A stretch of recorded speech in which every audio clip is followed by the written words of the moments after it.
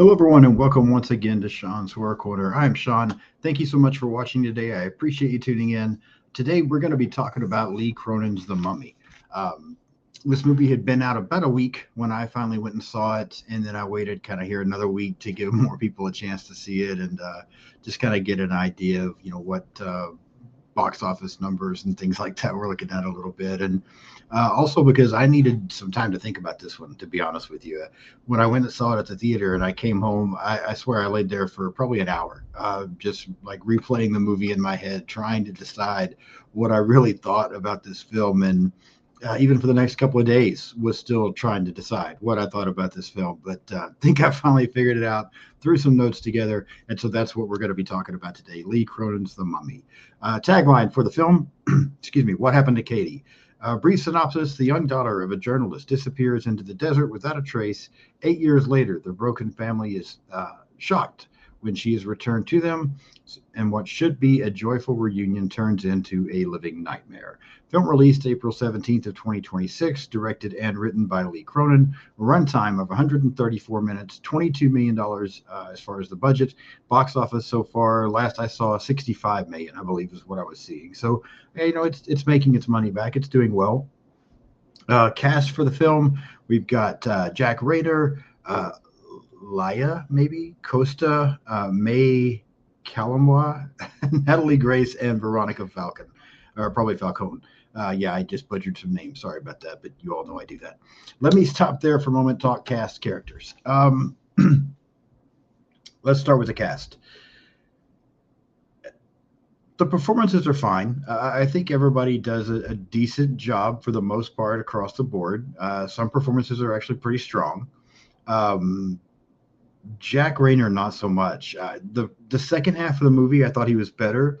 The first half of the movie, I felt like this guy was reading I felt like he was reading the script while he was saying it. Like I don't know, he did not seem there to me. Like he just did not seem like he was involved in what was happening. He just had a look on his face like yeah, like I really almost thought he was reading cue cards or something. Like I just was not early on in the movie. I just was not buying his performance. I felt like it got better as the movie went on, but especially the first um, first act, maybe a little bit of the second act, but primarily the first act. I just wasn't really buying him whatsoever. Everybody else I felt like was pretty solid. As far as these characters, I mean, I feel like this family is pretty likable for the most part. They're going through a lot here, and you feel for them and what they're having to deal with. Um, One of the primary police officer, I think you find yourself. Well, we'll get into her and her name and all here in a little bit, but I feel like you like her. I Nobody stands out as just being this amazing character that you just absolutely love, but I think you like them all well enough and you feel for them and what they're going through. Um, Score is not bad. It does what it needs to do. It's fine. Again, I don't think it's absolutely amazing, but it's fine. Cinematography, I think this film looks really good. I think the effects are good. We get some really cool shots. We get some creepy shots. There are some jump scares. Yeah, I think the movie looks good. It looks really good. I really think it was shot well. I think it was done well. I'm impressed with the cinematography for the film. The story, I don't like the story. I'll just gonna go ahead and put it out there right now and be honest with you. This story would be fine for any other type of movie. This story does not work for me for a mummy movie. Now, yes, I had heard a couple of things here and there. I tried to avoid as many spoilers as I possibly could since I, didn't go see this immediately. But I had heard a couple of things here and there. Nothing major, but one thing that I heard from two different people was that if you're going into this film looking for something like the old school classic Universal Monster original, you're going to be disappointed because it's not that. And if you're going into this film looking for something like the mummy movies from the 90s with Brendan Fraser, you're going to be disappointed because it's not that. Well, I didn't want another Brendan Fraser type mummy movie. Not that those are bad movies, but that's not what I want from a mummy movie either. I don't want an adventure film. I want a horror film. Um, I realize, I didn't expect it to be completely like that original from like the 1930s. I mean, I wasn't expecting that either, but I was glad that it seemed to be returning to horror. And so, based on what I had heard, I'm like, no, I mean, that's fine. I don't want more Brendan Fraser mummy. So, yeah, I mean, maybe it's not going to be exactly like that, but it is a return to horror. So, I'm excited. Uh, this is not a mummy movie. With Lee Cronin's involvement, I mean, and I've heard other people say this as well. So this is not like, a hot take or breaking news or anything, but this is so obvious that it's Lee Cronin because I felt like, especially the second half of the movie, I felt like I was watching Evil Dead. And I know multiple people have said that, so that's not a hot take, and I don't mean to just repeat what other people are saying. But as soon as I was there with a couple of other people at the theater, and we were watching this, and as soon as we walked out of the theater, one of them was like, "Well, what'd you think?" And I said, "I feel like I just watched Evil Dead. I feel like I watched something from the Evil Dead franchise, and I don't know how I feel about it because, you know." People that know me know I'm not a huge Evil Dead person. Um, there's some good movies in there, and then there's some stuff that's okay, but that's just never been one of my favorite franchises. Now, in the future, my friend Brendan from Our Life in Horror, who absolutely loves the Evil Dead franchise, he and I are going to go through that franchise together. So I'm going to give it all a rewatch and see if it maybe has grown on me over time. But seeing this, I'm like, this is just it was disappointing to me because I felt like the mummy was strictly only in there in title. I mentioned that the tagline, "What happened to Katie," that would have been a better name for this movie because there is the whole. I mean, we've got the mummification process, and that does play a part in the story, but this is more of a possession movie. This is more of like demons and things. This is not the mummy, and it just, I don't know, it really, really, yes, it's Lee Cronin's. Yes, he could do his own thing. I totally get that. People can put their own spin on things. That's all fine. It just, for me, this does not work because I didn't go to watch Evil Dead. I went because I wanted to see a mummy movie, and that's not what I felt like I got at all. And so, while there are some decent things about this movie, while I don't think this is a bad film, um, it doesn't work for me as a mummy movie, and I don't think it's a great film either. So, yeah, I don't like the story for anything else. If we would have just called the movie "What Happened to Katie" and made it its own thing and left, make it Lee Cronin's "What Happened to Katie" or something, for the love of God, because that might would have helped, and I wouldn't have had the disappointment that I had with this. Um, but yeah, it just story would have been perfectly fine had we not tried to call this a mummy movie because it's not. But anyway, yeah, and I know again, some people can argue with that. They could be like, no, there's the mummification process. There's, she was wrapped up. I get it, but it's just not the same thing. So yeah, that I have issues with the story primarily just because of that. Couple of production notes, real quick. Lee Cronin's name was put in the title at the suggestion of producer James Wan, who wanted to completely differentiate this movie from any of those previous mummy films, primarily talking about those Brendan Fraser mummy movies. So that's why they put the Lee Cronin in the title. And then Cronin turned down directing a sequel to Evil Dead Rise to direct this film. I felt like that's because he knew it was going to be basically an Evil Dead movie anyway, so it was fine. You could just trick people into thinking that it wasn't. Yeah. Anyway, let's get into the plot, walk through this a little bit, and we'll talk about it. So, having only seen this movie once, and I don't take notes in the theater, so coming home a couple of days later, now I'm trying to think back. Even had to get on the internet a little bit just to make sure I didn't miss anything, just to kind of read a couple of plot walkthroughs to make sure that I covered everything. And but let's start with this opening scene. So we're in Egypt. We meet this man and woman and their kids. They are traveling home. Once they get home, they find that their pet bird has died. The parents go down into the cellar. We see this, there's this tomb down there. There's this buried black pyramid. The inside of it has the mummified remains of a human. The remains start to move around. The father gets killed. Um, I like this opening scene. I thought the opening scene was good. It pulled me in. I'm like, okay, this is going to be really cool. I like where we're going to go with this. This is awesome. We've got a mummy. We've got people being killed. It's dark. It's creepy. I'm on board. I really do like the opening scene for this film. I thought we were off to a great start with that. Again, performances were solid.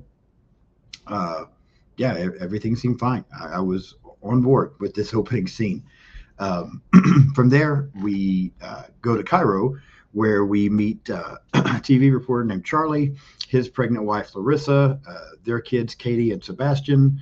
Um, like I said, Larissa is pregnant. Um, we kind of get some introductions to them. I mean, again, everything seems fine here. We find out Katie has this friend named Layla. Katie one day is outside playing, and this woman approaches her. We recognize her as being the woman from the opening scene whose husband was killed. And she is telling Katie that she's Layla's mom, that she's also a magician. She uses some candy to kind of lure Katie closer and then kidnaps her and takes off with her.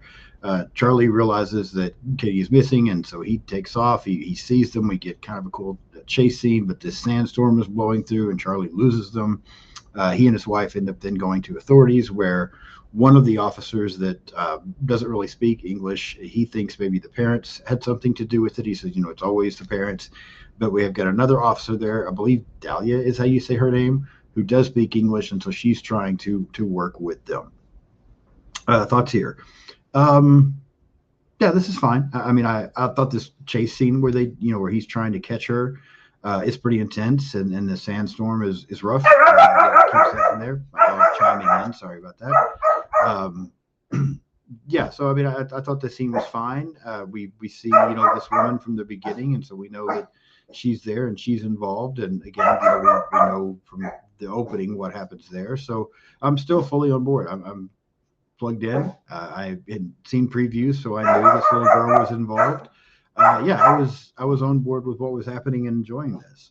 Um, we then cut to 8 years later. The family is now living in New Mexico. They've had their other child. This child's name, I believe, is Maud, if I remember correctly. They're now living there. They also have Larissa's mother living there. Her name is Carmen. And so we get kind of introduced to them and see that they're still kind of, they're trying to move on, but they're still struggling with losing Katie and wondering what happened to her. We cut back to Egypt, where we see a teenager. This teenager sees this plane crash, and as he's seeing some of the carnage, the bodies, that kind of thing, he also comes across this huge tomb.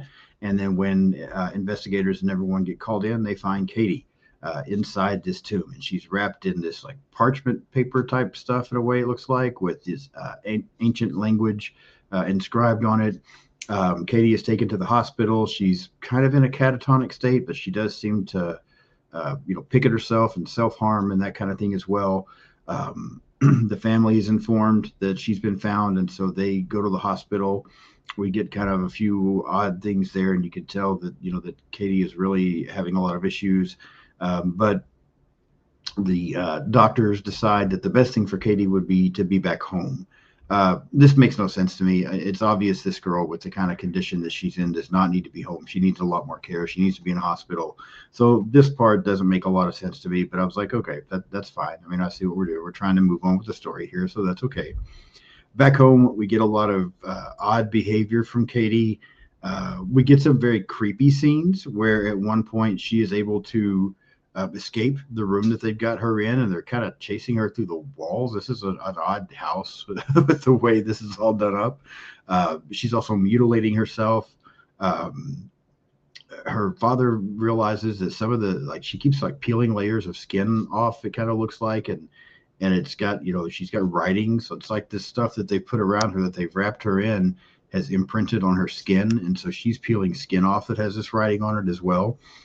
He ends up taking some of this to a professor who wants to work on translating these writings to try to figure out what it is. And we discover that these writings talk about a demon who basically destroys families, destroys communities.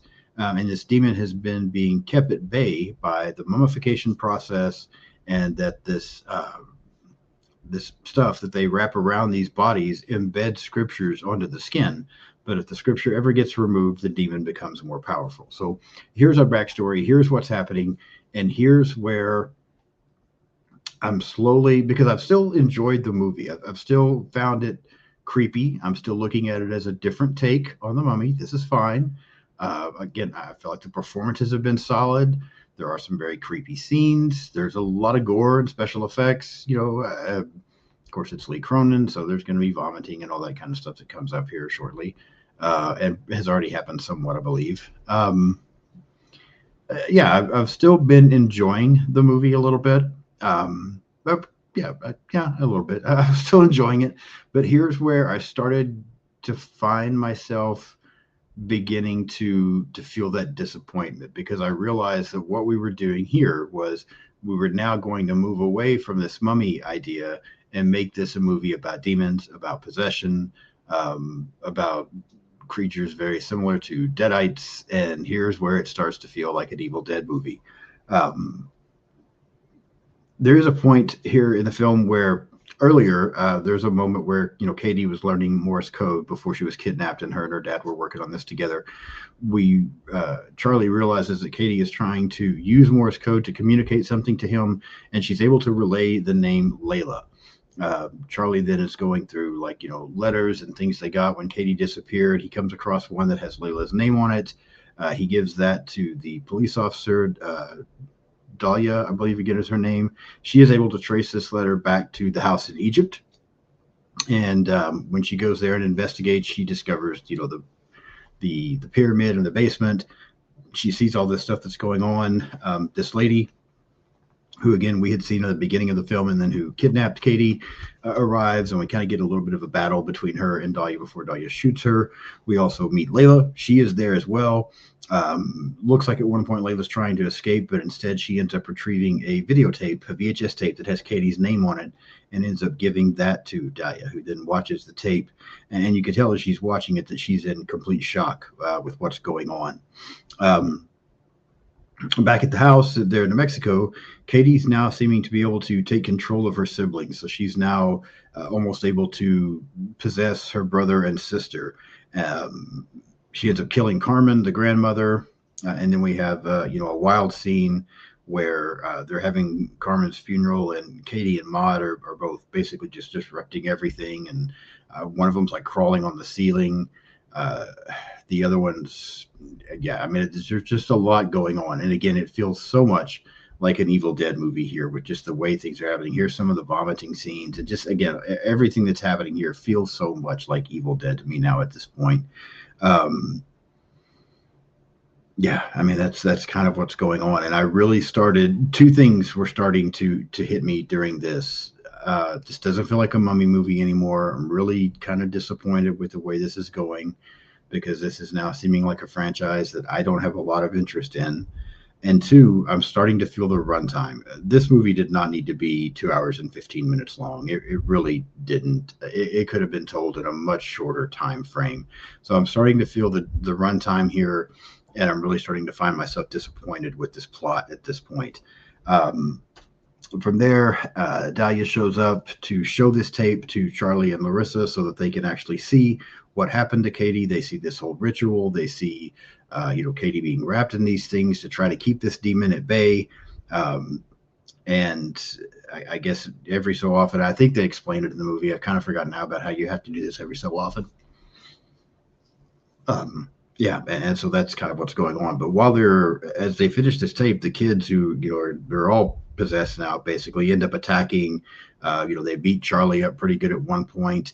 There's a scene where Katie, she ends up injuring Dahlia and forcing like a scorpion down her throat. Then she ends up, the scorpion tail pokes through, and she has to pull it out. So now she's got this hole in her throat. Again, special effects all look good here. I mean, it looks good. And if you like Evil Dead, you're probably thoroughly enjoying this movie at this point.